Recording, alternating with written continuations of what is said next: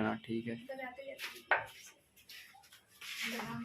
तो आज हम पढ़ने वाले कक्षा 12 का जियोग्राफी चैप्टर नंबर आपका 5। ये हमारा पार्ट 3 वीडियो होगा, और पार्ट 1 पार्ट 2 नहीं देखे तो प्लेलिस्ट में जाकर देख सकते हैं। चलिए देर नहीं करते हुए अपने टॉपिक पर आते हैं। तो आज हम जानने वाले कृषि के बारे में। सबसे पहले आपको बता दूं कि कृषि को अध्ययन को एग्रीकल्चर कहा जाता है। क्या कहता है? एग्रीकल्चर कहता है। अब देखिए भाई, कृषि जो है सामाजिक, आर्थिक और भौतिक स्थिति को प्रभावित करती है। मतलब आपके सामाजिक स्थिति को भी प्रभावित करेगी, आर्थिक स्थिति को भी और भौतिक स्थिति को प्रभावित करेगी। जैसे देखिए सामाजिक मतलब समाज में आपका मतलब कि हाँ, जैसे मान एक जो है आपने गांव में देखा होगा कि एक एरिया के लोग बहुत ज्यादा क्या मतलब जो गांव में बसते हैं वो ज्यादातर क्या करते हैं? खेती करते हैं। जो शहर में बसते हैं वो खेती कम करते हैं। और फिर आर्थिक स्थिति प्रभावित करता है। तो देखो भाई साहब, खेती जब करोगे तो उससे क्या है? कुछ पैसा आएगा, और जब पैसा आएगा तो थोड़ा आपको क्या आमदनी मतलब बढ़ने लगेगी। फिर क्या भौतिक स्थिति जब है कि एक ही इलाके पर एक ही एरिया में बार बार जब एक ही प्रकार की फसल बोओगे तो मिट्टी की जो उर्वरता है, जो मिट्टी की पावर है वो खत्म हो जाएगी।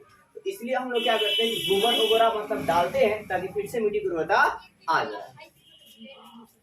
अब भाई साहब, निर्वाह कृषि। क्या जी? निर्वाह कृषि। निर्वाह कृषि मतलब वैसा कृषि जिससे आपका भरण पोषण हो जाए, उसे कहते हैं निर्वाह कृषि। भरण पोषण मतलब भाई साहब लालन पालन हो जाए, कुछ पैसा वैसा आएगा उसे आप क्या करेंगे? काम करेंगे। तो देखो जो बड़े पैमाने पर कृषि करते हैं ना, जो बड़े पैमाने पर कृषि करते हैं वो भाई साहब क्या बोलते हैं, आप ये समझो कि जॉब वाले से भी ज्यादा कमाते हैं। मतलब महीने का लाखों कमाते हैं। ठीक, बस उसके बारे में नॉलेज होना चाहिए और अच्छे से करने की आपको आदत। एकदम मतलब क्या बोलते हैं, लेबर की तरह मतलब खटना पड़ेगा, मतलब मेहनत करने पड़ेगी, तब जाकर ही मालिक बनेंगे। तो निर्वाह कृषि मतलब वैसा कृषि जिससे आपका जीवन यापन हो जाता है, उसे कहा जाएगा निर्वाह कृषि। ये दो तरह के होते हैं, एक होता है आदिकालीन निर्वाह कृषि। क्या होता है? आदिकालीन निर्वाह कृषि। और एक होता है गहन निर्वाह कृषि। तो आइए जानते हैं कि आदिकालीन निर्वाह कृषि और गहन कृषि में क्या है। तो देखो आदिकालीन निर्वाह कृषि जो है यह स्थानांतरित कृषि होती है। क्या होती है? स्थानांतरित मतलब आज यहाँ किए तो कल दूसरे दिन दूसरे जगह करेंगे। ठीक है ना? मतलब आज एक बार फसल यहाँ पे बोलिए तो फिर दूसरे बार क्या जी दूसरी जगह बोलेंगे। आदिकालीन जो है ये आपके पुराने जमाने के लोग करते थे। ठीक है ना? जो जंगल में रहते थे। कौन करते थे? जो जंगल में रहते थे। ठीक है, यह उष्णकटिबंधीय क्षेत्रों में होता है। ये कहाँ होता है? उष्णकटिबंधीय क्षेत्र में। जैसे भाई अफ्रीका में, दक्षिण मध्य अमेरिका में, दक्षिण पूर्व एशिया। कहाँ होता है? अफ्रीका में, दक्षिण एवं मध्य अमेरिका में, दक्षिण पूर्व एशिया। अब देखो भाई साहब, इंडिया में इस खेती को, आदिकालीन खेती को झूम खेती कहते हैं। क्या कहते हैं? अब देखो झूम खेती पेपर में छाप के पूछता है क्लास 12 के एग्जाम में, झूम खेती से आप क्या समझते हैं? तो झूम खेती क्या आती है कि देखो सबसे पहले जंगलों में वनस्पतियों को काटा जाता है और काट कर उसे जला दिया जाता है। क्या है? जला दिया जाता है। और फिर क्या मिलता है? राख मिलता है। क्या मिलता है? राख। अब उस राख से उर्वरक प्राप्त, उर्वरक मतलब खाद, उर्वरक का जी खाद होता है। आप देखोगे मतलब गाँवों में भी जो मतलब घर का राख बचता है उसे खेतों में ले जाकर छीड़ देते हैं। ठीक है, ताकि उर्वरक काम करे। तो उसी प्रकार पुराने जमानों में भी झूम खेती कैसे की जाती थी? तो पहले वनस्पति को, वनस्पति मतलब पेड़ पौधा, वनस्पति मतलब पेड़ पौधा को पहले काटा जाता था, फिर उसे जला दिया जाता। तो क्या मिलेगा? जलेगा तो क्या मिलेगा? किसी को भी जलेगा तो राख मिलेगा, आपको भी जलेगा राख मिलेगा। और उस राख को क्या कहते थे? उर्वरक। क्या कहते जी? उर्वरक हो जाती थी और फसल जो है अच्छी होती थी। और जब एक बार फसल मतलब उसमें बीज डालते थे, ठीक है, मतलब पहले कुदाल से खोदते थे, फिर उसमें बीज डालते थे, फिर वो कुछ दिन बाद क्या होगा? फसल आपको मिल जाता था। इस प्रक्रिया को ही झूम खेती कहा जाता था।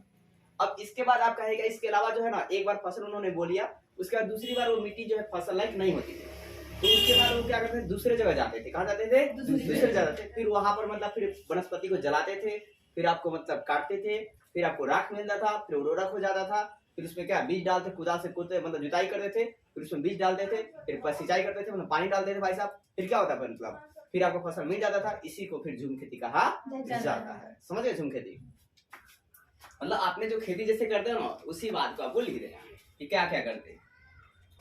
जैसे मान लो कि आपने गेहूं काट लिया, ठीक है ना? गेहूं क्या किया? काट लिया भाई साहब। तो उसके बाद बहुत जब बड़ा एक खेत रहता है तो उसे क्या करता है? जब गेहूं काटवा थोड़ा रहता है ना तो उसे जला देता है। क्या करता है? जला देता है। उससे राख मिल जाता है।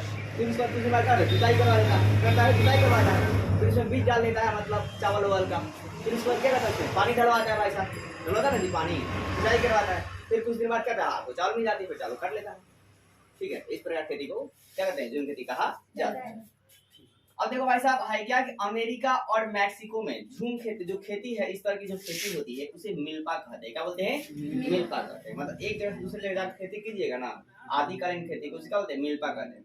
फिर मलेशिया और इंडोनेशिया में क्या कहते हैं? लद्दाख कहते हैं। क्या कहते हैं? लद्दाख कहते हैं। तो पेपर में पूछेगा कि आदिकालीन जो स्थानांतरित कृषि होती है उसे इंडिया में क्या कहते हैं? तो झूम खेती कहते हैं। क्या कहते हैं? झूम खेती कहते हैं। और अमेरिका और मैक्सिको में क्या कहते हैं? मिल्पा कहते हैं। क्या कहते हैं? मिल्पा कहते हैं। और मलेशिया और इंडोनेशिया में क्या कहते हैं? तो लद्दाख कहते हैं। क्या कहते हैं? लद्दाख कहते हैं। अब देखिए गहन निर्वाह कृषि तो है क्या, यह मानसून एशिया में होता है। क्या होता है? Monsoon Asia.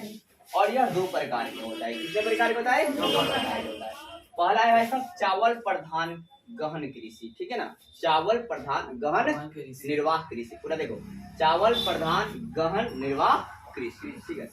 अब है क्या, देखो यह है क्या, इसमें जो चावल प्रधान गहन निर्वाह कृषि में क्या होता है कि संपूर्ण परिवार काम करता है। घर के जितने लोग होते हैं ना, सारे लोग क्या करते हैं? जाते हैं। जैसे आप लोग भी मतलब अपने गाँव में देखा होगा कि जब क्या होता है गेहूं की जब कटनी होती है तो सारे घर के लोग क्या जी चले जाते हैं, तो उसी को कहा जाएगा गहन निर्वाह, मतलब ठीक है ना। चावल की बात है, जब चावल की बात है, चावल को काटना है तो चावल के लिए काटने में क्या करते हैं, मतलब धान को जो काटना रहता है तो सारे लोग घर में काटे जाते हैं, तो उसे ही कहा जाता है चावल प्रधान गहन निर्वाह कृषि। इसमें क्या करेंगे, सारे लोग क्या होंगे भाई साहब, घर से जाएंगे। एकदम कॉमन सेंस वाली बात है। जाती हैं आप काटने?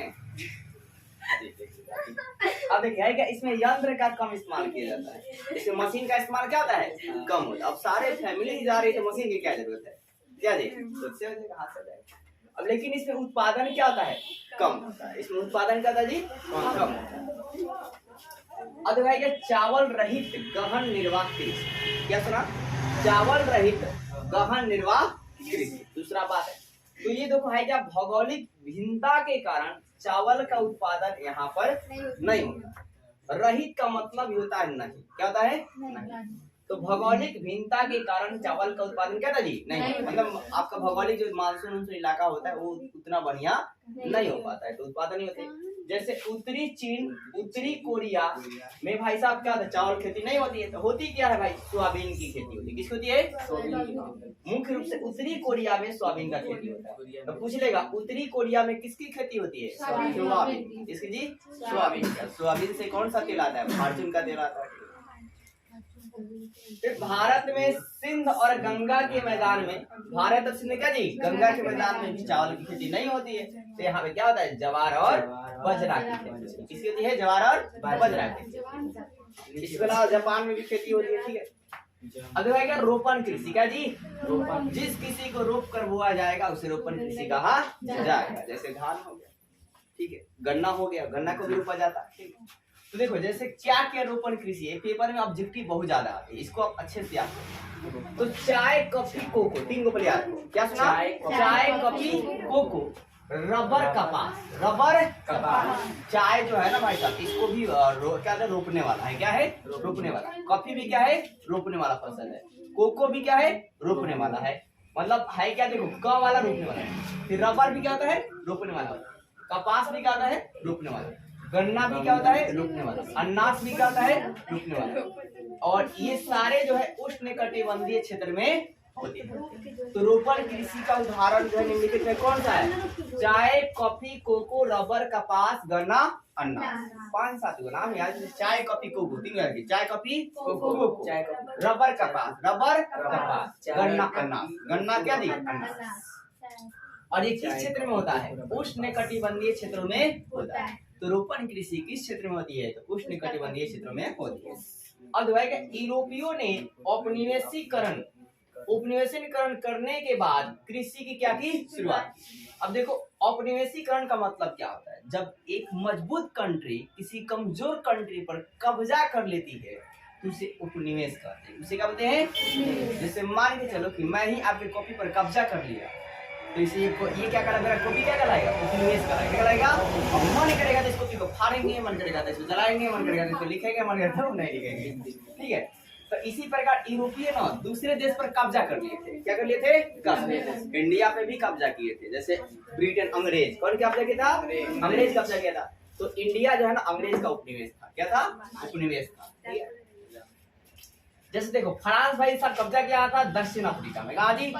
पश्चिम अफ्रीका में, क्या जी? पश्चिम अफ्रीका में। और यहाँ पर काची का फसल किस चीज का फसल उत्पादन करवाता था? तो कॉफी का, किसका जी? कोको का, किसका जी? कोको का, कॉफी और कोको का। तो इंडिया और लंका में किसका भाई साहब? चाय के बाग थे। इंडिया और श्रीलंका में, लंका मतलब श्रीलंका, इंडिया और लंका में किसके बाग थे? चाय के बाग थे। किसके बाग थे? चाय के। फिर भाई साहब ये सब जो है ना कौन किया था? ब्रिटेन। किसने जी? ब्रिटेन। ब्रिटेन मतलब अंग्रेज। कौन जी? मलेशिया में इन्होंने क्या किया था? रबर का। किसका जी? रबर का। और आपके ये ब्रिटेन वाले भी पश्चिम द्वीप समूह पर क्या? गन्ना और केले का। गन्ना और क्या जी? केले का। तो भाई देखो स्पेन ने अमेरिका के क्या जी? स्पेन और अमेरिका, फिलीपाइंस क्या जी? फिलीपाइंस इलाका में, फिलीपाइंस का जी? इलाका में नारियल और गन्ने का, किसका पौधा लगा था? नारियल और गन्ने का। फिर जो डच वाले थे, कौन थे? डच। डच वाले भाई साहब इंडोनेशिया में गन्ने की खेती करते थे। किसका जी? गन्ने का। और ब्राजील में कॉफी का, ब्राजील में क्या थे? कॉफी का खेती होता था। और किसका जी? फेंजरा। किसका जी? फेंजरा। ये बताओ इलाका किसका? फेंजरा। और इस पर कब्जा किसका था ब्राजील में? यूरोप का। किसका था जी? उम्मीद करता हूं दोस्तों वीडियो अच्छी लगी तो वीडियो को लाइक कीजिए, चैनल सब्सक्राइब शेयर करिए।